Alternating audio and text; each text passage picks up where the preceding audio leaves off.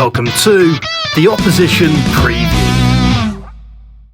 So, hello everyone on the Bleed Norwich YouTube channel. Makama is firing in goals and Norwich are back in championship action again. Tuesday night, it's a relegation six-pointer. Now looking at the table, away at the Hawthorns, West Brom. And I have Tom from the Baggies Bulletin with me again. Tom, how are you today, mate?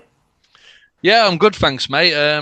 Yeah, other than the football, I'm doing well. But yeah, I think it's probably the same can be applied to yourself as well. I know you got to win at the weekend, obviously, but we're both languishing down at the wrong end, aren't we? Unfortunately, so Yeah, it's been a poor season from both sides, hasn't it? And it's not what you'd expect, really. I mean, West Brom and Norwich are usually the two teams that are battling it out in the playoff places or promotion, and have been in Premier League for multiple years recently. So it's so strange to see both sides sort of battling themselves out of the relegation zone and the relegation battle. But obviously, Ryan Mason, I think, is a hot topic of discussion. Obviously, it was a few weeks ago since his sacking, but do you think that sacking maybe came a bit too late?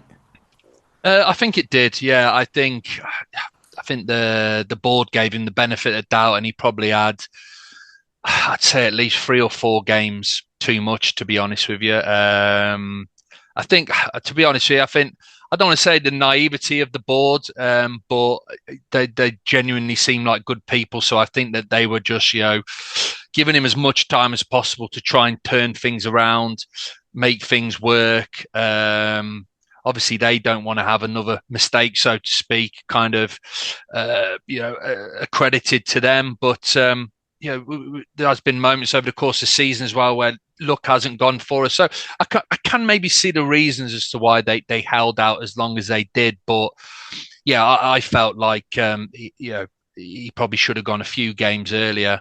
To be honest with you, but I also think as well, which I know you're obviously going to get into it. I think a bit of it also ties into who they had eyes on in regards to replacing him as well, and things lining up, timings, etc. In relation to Ramsey coming in as well. But yeah, it was a little bit too late, but definitely the right decision from the board to get rid of Mason, in my opinion. Yeah, I think Norwich fans can slightly relate in terms of timing of sacking managers because I do feel if we sacked Liam Manning a month before we did, I don't think we'd be in the position that we're in. But obviously, yeah, both clubs are in a bit of a mess and needing a strong head coach manager to clean it up. And you've appointed Kevin Ramsey from Minnesota, but obviously the whole sort of saga of, like you say, sacking managers at the right time and bringing in a new head coach manager at the right time. I just wanted you to talk us through this whole sort of saga of that has now led to appointing Kevin Ramsey.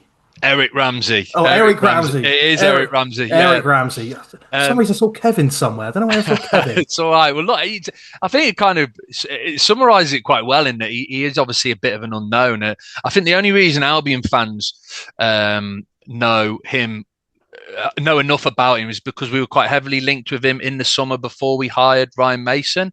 And what's kind of come out since is that there's been kind of whispers and rumours that Ramsey was our board's number one choice. He was the preferred choice, but when he was interviewed, Minnesota, his team in the MLS, were currently in the playoffs and were enjoying a really fruitful season. Were doing well in the playoffs, and I think it just kind of came at the worst possible moment for him, and he obviously decided to stick with Minnesota and see out the MLS campaign.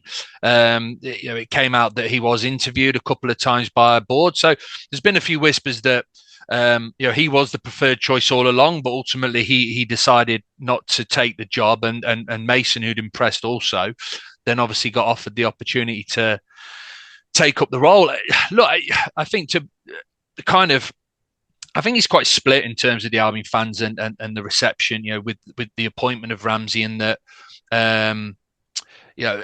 they felt with the issue with Mason was ultimately his inexperience. It was his first full-time managerial job. He'd obviously only been a coach at Spurs prior to joining Albion, and I think the concern there was, Ramsey's only 34 years of age himself. That are we just bringing in a kind of carbon copy of Mason, someone with little experience?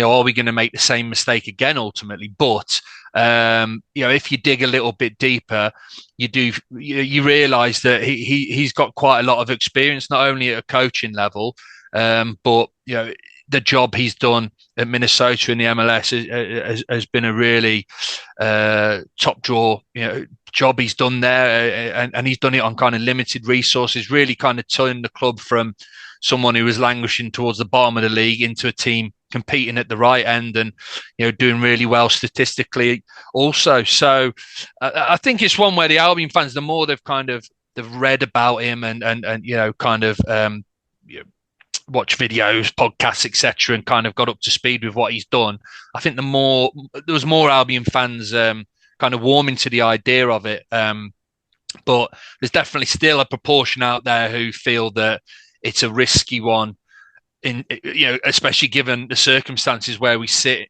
in the table. Confidence is low. Teams below us, yourself, are closing the gap. They're catching up on us. They've got games in. They were looking for someone with more experience, preferably championship experience, who could come in, steady the ship, and try and get us, climbing up the table as quickly as possible. So, yeah, I'd probably say it's quite split, the fan base, in terms of the appointment. Yeah, no, like I say, it's a very interesting one. Obviously, managing in the MLS, we've seen managers from the MLS come over to the United Kingdom to coach football. Wilfred Nancy recently at Celtic, and it go down like mouldy milk. It was, I mean, shambolic over there, and I guess there is that sort of reputation that that Wilfred Nancy's now settled, managers from the MLS coming over to European Yeah. football. That it is. There is a lot of skepticism about it. But yeah, certainly an interesting appointment. And well, yeah, I mean, apart from tomorrow night, hopefully it does turn West Brom's form around. But looking at your form, it is slightly worrying. Of your last 10, you've won 3 and you've lost the other 7. No draws in there at all. It must be really worrying being a West Brom fan at the minute. Yeah, yeah, you just hit the nail on the head there. It's our form is has been absolutely terrible. Hence, we find ourselves in the position we're in. We lost on Friday night. We've been okay at home. That's the only place we've been picking up points. We lost 10. I think it was 10 away games on the bounce. That's our current run. We've lost 10 away games on the bounce. We're not even scraping any draws here and there. We're just losing every time we go away. So yeah, like I said, we were at home is where we picked up points, but then obviously we lost the game on Friday evening against Middlesbrough, and obviously the concern amongst the fans is the new manager coming in and how quickly he's going to be able to get across his ideas, his tactics, how he wants to approach the games. Because, like I said, the games are just coming thick and fast. I think, next couple of months, it's going to be kind of 2 games a week, isn't it? So, he's got to hit the ground running. It's as simple as that. And, yeah, obviously the game tomorrow night against yourselves, it's just such a massive game for both teams because, like I said, at one point we were on this poor run of form, but there was still a nice, decent gap between ourselves and the teams at the bottom. But yourselves, I think Portsmouth, you've started picking up some points, and I wouldn't say putting a great run together, but you've been getting wins. You've slowly been, making that gap small. Now all of a sudden you're right behind us. I think a few guys have got games in hand as well. So that's the nervousness I think the fan base have got tomorrow night. There was some signs, there were some positive signs from the performance against Middlesbrough, but we just haven't got that time to allow him to adapt and for the players to adapt. It's just not there available. We've got to start picking up points sooner rather than later, starting tomorrow night against yourselves. But yeah, you obviously got a good 3 points, a cracking 3 points against Wrexham at the weekend, considering how good they've obviously been at home. I think it was 10 unbeaten, before they played yourselves. So yeah, fantastic win. from everything I've read, correct me if I'm wrong, is that you do seem to have turned a bit of a corner under Clement. The confidence is growing amongst the fans that you can kind of steer clear of the bottom three and pull yourselves away. So, you guys seem to be kind of heading in the right direction, and confidence seems to be growing. Whereas, the same can't be said for ourselves. So, yeah, we're definitely, as a fan base, we're definitely nervous going into tomorrow night's game. That's for sure. Yeah, that's the thing. I think I didn't realise till today because I thought West Brom, okay, been on a poor run of form, but surely you're nowhere near relegation. I had a look today; it's a 4 point gap, and it does like add to the magnitude of this Mm-hmm. game. It is a relegation 6 pointer. Norwich win tomorrow, and you're right in the thick of the Yeah, relegation battle. You win, you can you steer that extra 3 points away, and maybe you can build on that as well. And yeah. it's so huge for both clubs. But obviously, we are in January at the minute. The transfer window is open. Obviously, you have just got a new manager in, so there might not be any murmurings going. But is there any sort of sign of an incomings for West Brom this window? No, I think again this is probably adding to the kind of anxiety, apprehension amongst the fan base is that our board have kind of came out with a statement end of the year, start of the year, ultimately saying what a lot of us knew is that financially we're still in a bit of a pickle. Let's just put it that way because of the previous owners. But I think we were maybe hoping that there was something that could be done this month to try and strengthen the team. But the statement that came out wasn't very positive. I'm hoping we had Toby Collier on loan from Manchester United in the first half of the season, and it was just the whole spell was just kind of riddled with injuries. He's gone back to United, so I think the hope is amongst the fans that that's freed up another potential loan signing. But yeah, I'm personally of the opinion as well. I think the goalkeeper department's been a big issue for us so far this season. I'm really hoping that we bring in a better caliber of goalkeeper this month because I do think that's been a real area of concern. But again, not too sure as to whether that's going to happen or not. If I was to guess now, I think maybe a loan signing to replace Collier, who went back to Man United. But other than that, it's not looking very hopeful. I think the finances are going to hold us back until the summer again. So Yeah, that is. I mean, it's always worrying, especially when you appoint a new head coach in January as well. It's so difficult to sort of navigate that transfer window. It's only a short period. It's only a month, and the head coach hasn't got sort of enough time to get his ideas across to the board, to get targets together, then to go scout them, then to sign them. There's so much that goes on, and it does somehow create this impossible task that you got to utilize the current group of players that where the majority of them have been underperforming massively to get yourselves out this mess. But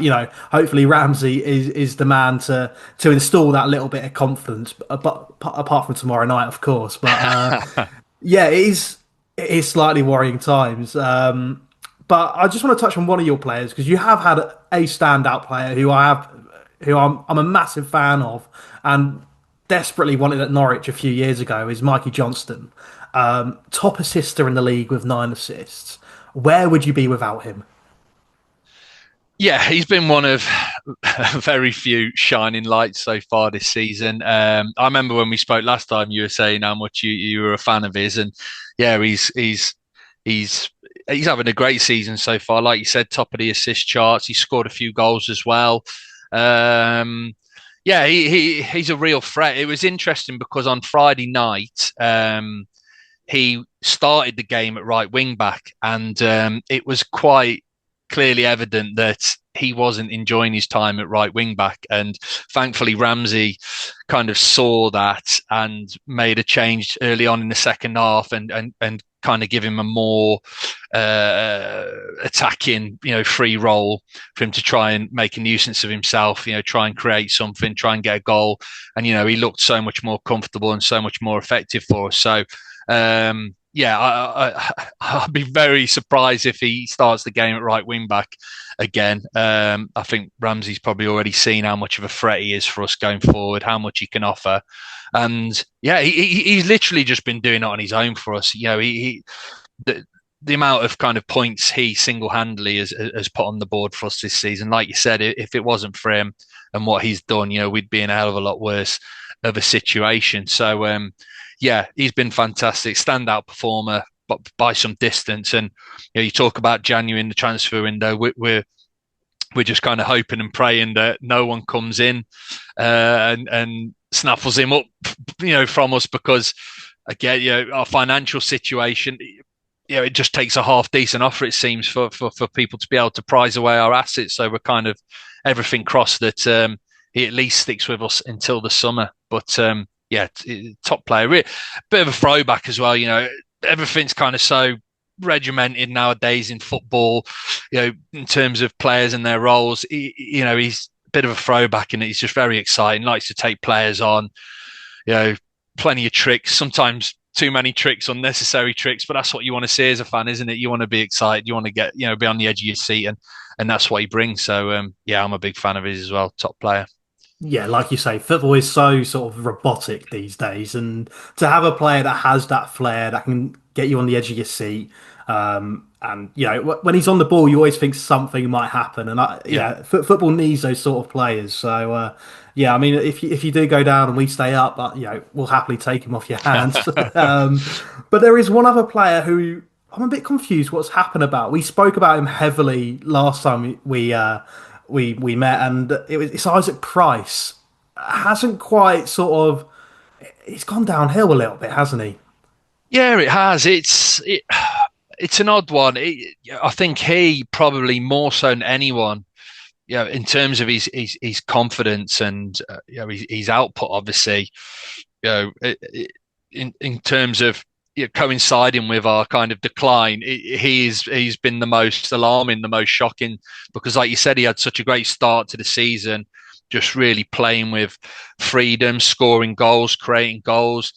He was getting talked up about Premier League already, and talking about kind of 15, 20 million for someone to come in and take him off us. So yeah, it's been a bit of a shock to the fans that how difficult he's been finding things, probably in the last kind of 7, 8, 9 or so games. He's really gone off the boil and struggled. Look, he got a goal on Friday night. I wouldn't say he was back to his best. He wasn't, but there was signs of life there in the game against Middlesbrough on Friday.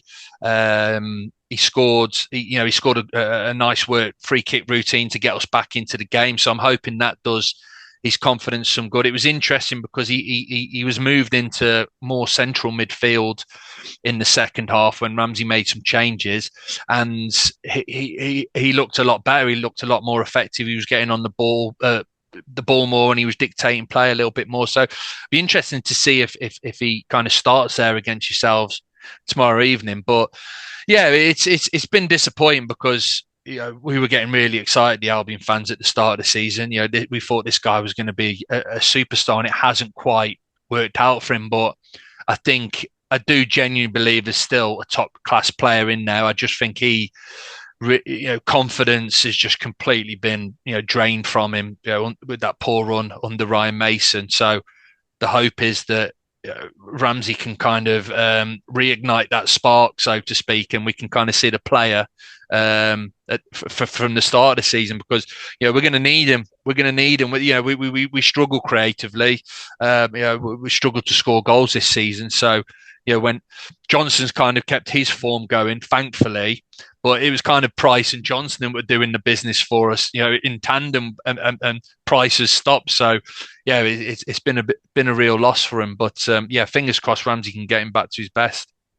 Yeah, no, he is a player that clearly has the qualities to go to the next level. It's just, again, finding that consistency. Would you say he's more of a confidence player?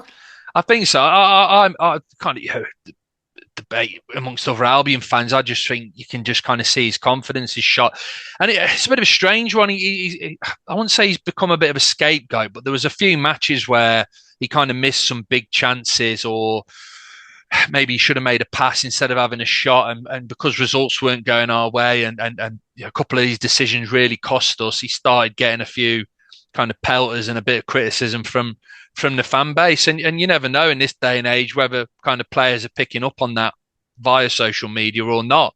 And he's only a young lad. I think he's about 23 years of age, around that. So yeah, I think it's a confidence thing. I don't doubt that if we can if Ramsey can kind of pick things up and we can start putting in some positive performances, getting some points on the board. I'm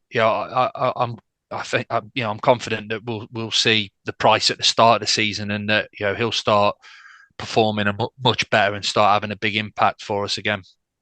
Yeah, of course. We're just going to sort of touch back on sort of West Brom tactically, how you guys going to set up. When Mason was sacked, heavily linked with Carrick, Ramsey comes in, and every football fan in England that doesn't watch the MLS, which I'm pretty sure is the majority, doesn't know how Ramsey sets up and how he likes to play football. Could you give us a bit more insight? I guess yourselves, you don't really know much about his style of play, but is there any insight you can give us to how West Brom will set up tomorrow Yeah, night? well, yeah, like you said, I think we were all kind of frantically reading up on articles, anything we could get our hands on. All of a sudden, I bet you the kind of Minnesota kind of podcasts and whatnot, spiked because of all the Albion fans trying to find out, like you said, what formation he played, how he liked to approach matches, and so on. But yeah, we set up on Friday with three centre backs, and that does kind of coincide with what we'd learned from his time in Minnesota, and so he went with the three centre backs and deployed a wing back system, two central midfielders, and then he kind of had like almost two number 10s with a lone striker. That's how he started the game against Borough. Yeah, that kind of tallied with what we'd learned from his time at Minnesota, and again, from everything I'd read and everything I'd watched, he's not. I don't think he's possession based. I think they had one of the lowest amounts of possession in his time with Minnesota, but very much kind of make it difficult for teams to score against you. Very organised, solid lines, make it incredibly difficult for teams to break it down. But I think he then likes to try and hit teams on the counter attack and try and get into the opposition, box dangerous areas as quickly as possible. He's very effective from set pieces as well. So, we saw a bit of that against Middlesbrough on Friday, trying to break through the lines quickly. And we were posing quite a bit of a threat from corners, set pieces and long throws, which so many teams seem to be trying to do at this point in time, isn't it? So yeah, it's, there was almost a little bit. I don't want to, because again, there's leagues and leagues between us at the moment, but almost a little bit of Arsenal in that, almost, with the base, get the basics right, defensively be sound, make it incredibly difficult. And then, when you get your opportunity, i.e., set pieces, try and make the most of them and try and be effective as possible. So, yeah, that's what we've got so far. But then, like you said, we've only had one game under him. So yeah, there's definitely an element of kind of excitement as well for myself for the game tomorrow, in that intrigued to see how he kind of took on the performance against Borough. If there's going to be any changes, I think there will be some changes to the starting 11. So apparently, he's not very strict either with formation. He is willing to kind of mix things up and chop and change based on the opposition. So intrigued to see another game underneath him and see what we do, what players he picks, and how we approach it. Whether it's any different to Middlesbrough, obviously having a really good season so far, sat in second, very kind of possession-based team on it, like to have a lot of the ball. So yeah, it'll be interesting to see what he does against you guys tomorrow. Yeah, I'm intrigued to see because never heard of him prior to him joining you guys, and it'd be interesting to see sort of how he sets up and what sort of stuff he's brought over from Minnesota, because the MLS is a completely different league to the Championship. But just to sort of touch on players again, are there any key players that we haven't spoke about that Norwich fans should be a little bit fearful of? Um, that's a good question. I'd probably say at this moment in time, Colin Grant is probably again. We've been our form's been that bad under Mason of late that very few players have really kind of stood out and shone. We've spoken about Mikey Johnson. He's kind of consistently been performing well for us and been a threat. But I'd probably say Colin Grant is the only one of late who's kind of been chipping in with a few goals. He's been his work ethic's been fantastic. He's kind of been running himself, into the ground. Not giving up even when we've been losing matches, etc. He's kind of been persevering, and like I said, it's a funny one with Grant because again, the fan base has always been quite split with him, but I think he has been winning over some more of the fans of late because of the effort he's been putting in, and like I say, he's been chipping in with a few goals as well. So I'd probably say, yeah, Colin Grant is maybe one to watch out for. Hegabo, he had a really kind of took him a while to get going at the start of the season, and then he couldn't stop scoring. I think he scored about 8 or 9 goals, but he's gone quiet again. He hasn't scored for probably about 4 or 5 matches now. So he's gone off the boil a little bit, but we've kind of got Josh Meyer and Daryl Doeke who are kind of waiting in the wings who didn't really get a sniff under Mason for whatever reason. It was strange at times as to how little game time they were getting, but Ramsey brought them both on in the game against Borough on Friday night. So I think those two, are itching to get a chance and then obviously make the most of it. But yeah, if you were to push me, I'd probably say other than Mikey Johnson, Colin Grant's probably our best performer at this moment in time. Yeah, definitely. Yeah, with a new head coach and manager coming in, it does hold opportunities for players that weren't obviously getting a look in, like you say, and players who want to prove themselves for the new head coach, they want to make themselves first name on a team sheet. So there is always that side of me that does fear that when a new Yeah. manager does come in. Are there any players that you're fearful of as a West Brom fan going into tomorrow's game? I think there's probably only one name, really, isn't there?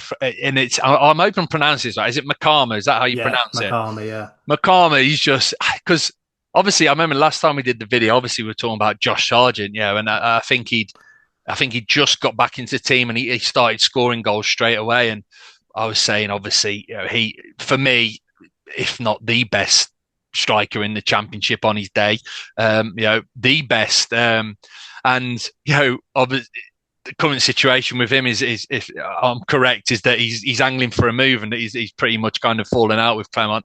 I was doing a little bit of research before you went on live that he isn't going to be available tomorrow. Is that right as well? Yeah, he's not available. So in normal circumstances, the Albion fans would be like, "Yes, great, Josh Sargent, he's not available. Scored a few goals against us in the past. We all know what he's capable of." But then you've obviously got McCarmer, who just seems to be banging them in for fun at the moment.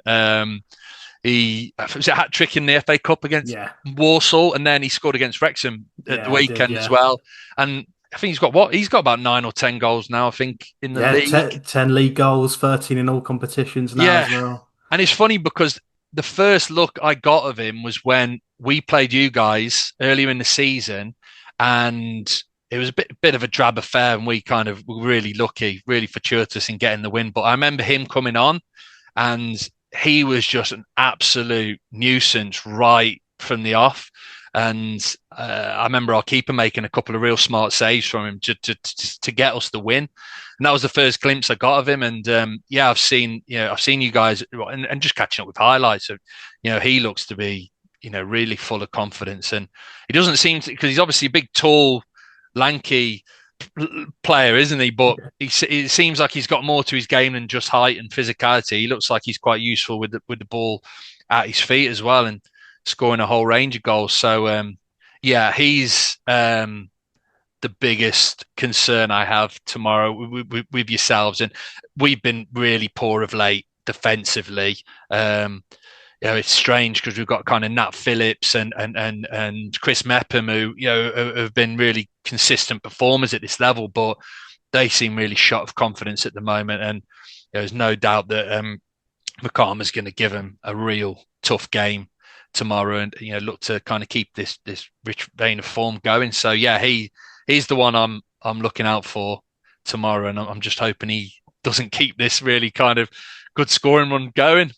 Yeah, no, he is the name on every Norwich fan's lips at the minute because he is, yeah, he's the whole package. I went on to a Wrexham podcast prior to the game at the weekend, and apparently I described him as a Haaland regen. So, yeah, Yeah, no, I get it. I like you said, he doesn't just seem like a big unit you lump the ball up to, and where did you got him? Was it lower leagues you bought him Lincoln, from? yeah, Lincoln Lincoln. City. Yeah, they've quite good, aren't they, at churning out these players? Lincoln, to be fair to him. So yeah, no, that it's great for you guys, obviously, because it looks very much like you're going to lose Josh Sargent this month. But Josh Sargent, who with this guy, the form he's in, and he seems to be getting better, doesn't he, as each game passes? So yeah, like I said, uh, I'm interested to see how he plays tomorrow. But I'm hoping he doesn't do the business. But yeah, he definitely seems a talent. Looks like you've got a real player on your hands there. To be fair to you. Yeah, it certainly softened the blow of Sargent's antics, I must say. But before we get into score predictions, we have a little game on the Bleed Norwich channel that we like to play, where you've got to name five players that have played for Norwich and West Brom. Yeah, take it away. Yeah, you made me nervous when you told me at the start before we hit record. I have been kind of thinking in the back of my head. I think I've got three straight away. One of them, Rule Fox. If you got Rule Fox on this, he's a bit of a throwback. Rule He is, yeah. Fox. I've only written down the recent ones, but I can always I, have a yeah, quick look. I think Rule Fox is definitely one because I He, remember pretty much we signed him from Norwich, but a bit of a throwback. I think I'm a bit older yeah, than yourself, yeah. He unfortunately. finished his career at West Brom, I believe. Yeah, we got Graham Dorrans. Graham Dorrans, yeah. So he was a fan favorite. He was one of my favorite players at West Brom, and I know he had a spell with you guys. And then Yusuf Malumbu Yeah. was another one. Again, he was fan favorite, fantastic player at West Brom. I know he ended up with you guys as well. I'm struggling a little bit now. I might need some clues. I'm probably going to kick myself as well. But I'll give you a clue for one of the most recent ones. yeah, He was on loan at you first half of the season, and then was on loan at Norwich second half of the season last season. he was alone at us. He's a Spurs. winger. I'll give you. He's currently at Preston. Oh, yeah, he's the attacker, isn't he? He's been scoring quite a lot of goals for Yeah. Preston. I know you want about. Give me his name. I'm going to kick myself. Lewis Dobbin. Lewis Dobbin, because Aston Villa, isn't he? Yeah, yeah, Yes, Lewis Dobbin. Oh, okay, I didn't realise he went to you guys in the second half of last season. yeah. He was great for us for the 2 months he was available, and then was injured for the remainder of the season. He Yeah, looked a he, real talent. he didn't do much for us, to be honest, but I know he's having a great season. Yeah. Preston kind of spearheading their playoff push. So, Yeah, yeah. no, yeah, it's been fat. All right, I'll give you a couple more clues. Um, just trying to think which one to pick here. Ooh, yeah, we'll go for him. He's a bit of a Norwich legend, small Irish attacking midfielder. Oh, yes, Wes Houlihan. Yeah, where's Yeah, Houlihan? yeah. He's He was a well, he kind of came to us right at the very end of his career and he didn't do much for us. But yeah, I remember seeing plenty of Houlihan for Norwich when you were in the Championship, man. And he was like unbelievable. Again, we touched on Johnson, just those players that were, exciting to watch. Bit of a throwback.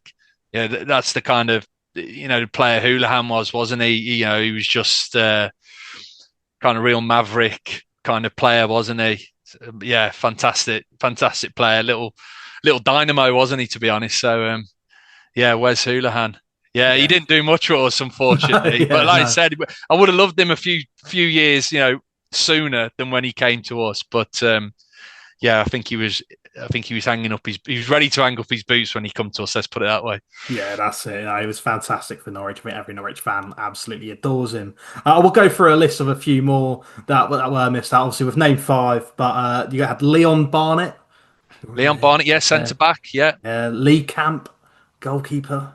Oh, Lee Cat, yeah, he was a bit of a journeyman goalkeeper, wasn't Yeah, he? he I think was. he's probably played for every championship team That's at it. some I think point. every one I've done so far since we started doing these in November, Yeah, Lee Camp has appeared yeah, in 75% of them, which is yeah. incredible. You had Robert Earnshaw, speaking of Oh, journeymen. yeah, Robert Earnshaw, but he was, yeah, goal scoring machine, championship level anyway, wasn't he? Yeah. Absolute goal scoring machine. You had Kieran Gibbs, had a loan spell at Norwich once upon a time, Oh, okay, so I didn't know that one for sure. I didn't know he was with you guys at one point. and then you had one on loan from us, which was Jordan Hugel. Oh yeah, Jordan. I Again, it was an odd one with Hugo because he got some real bad stick from the Albion fan base, but he chipped in with a few goals. You know, he wasn't. I don't think he was as bad as people made out. I think it was just again the classic scapegoat. They needed someone to point the finger at when we were performing badly, and he seemed to get it. So yeah, Jordan Hugo. I wouldn't have got some of those other ones for Yeah. sure. We would have been here all night, mate. I think if you'd left it to me. You had Jacob Murphy, Robert Snodgrass, and Andre Wisdom as well as some of the sort of more recent times. Yeah, yeah. But yeah, there's surprisingly quite a Yeah, lot. yeah, there is, isn't there? But we'll finish off with your score prediction going into tomorrow night. Oh, this is a real tough one, you know. I think I'll be honest with you. I think my head is saying a draw. My head's saying 1-1. I think it's going to be a nervy one. I think. Um, so my head is, but my heart is saying 2-1. I've got to try and put a bit of positivity in there, mate. We're so desperate for 3 points, like yourself. So I think, yeah, the positivity gods. I've got to try and give them something. I think so. I'm going to go for a 2-1 Baggies win. We're going to sneak it. Yeah, I've gone for a 1-1 draw. I never like a new manager bounce, so I'm slightly fearful of it. So I'm gonna hopeful with a 1-1 draw, which I think not, a lot of Norwich fans will be they'll be all right with I that. think so. I think that won't be. I think that for a lot of Albion fans that won't be enough. Unfortunately, Yeah, I think yeah, they see this as very much we've got to get a win here. So whether that adds to the nervousness, I think the crowd's probably going to be quite nervous tomorrow, especially if you guys make a good start and maybe take the lead. Yeah, yeah, it could make things really super nervy. I think so. So we'll see. Fingers crossed. yeah. An interesting game.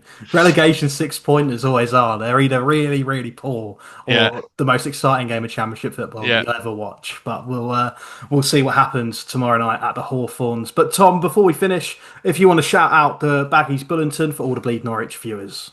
Yeah, no, it's yeah. So I just got an Instagram page, Baggies Bulletin. Just myself, really, kind of keeping tabs on everything West Brom. But I'll do a cheeky little plug as well. I do kind of take part in a West Brom podcast as well, called the Hawthorns Debate Club. So yeah, if there's any Norwich fans who want to check them out, obviously in and around this game, we'll be doing a podcast after the game, kind of discussing what played out. Then that'll be fantastic. There we go. Thank you very much for coming on, and thank you, Bleed Norwich viewers, for watching this video. Make sure you like and subscribe, and we'll see you in the next one.